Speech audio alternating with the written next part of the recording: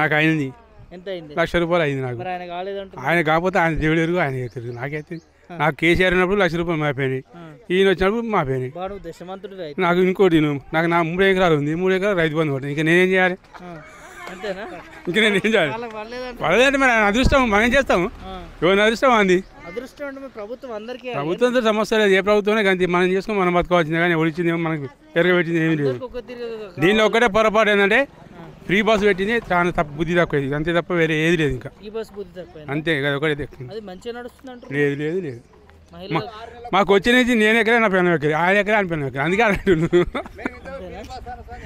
అంతే ఇక 6 గ్యారెంటీ నాకు కరెంట్ మాపోయింది. నాకైతే 3 అయింది.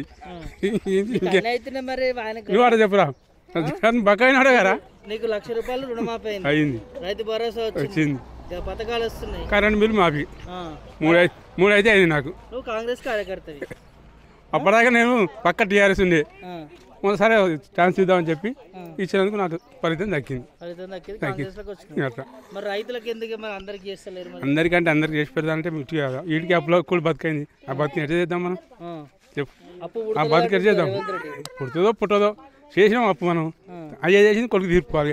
పుట్ట గిట్టదే మనం చెప్పదు, బుద్ధి తక్కువది. దొంగను చూస్తున్నాం, ఎట్టిస్తారు? వీడికే బచాయింది. ఇప్పుడు నేనే 10 కోట్లు చేసి నువ్వు అంటిస్తావు నాకు? ఇయ్యరు. అది ఎవరు చెప్పినా ఇయ్యరు అంతే.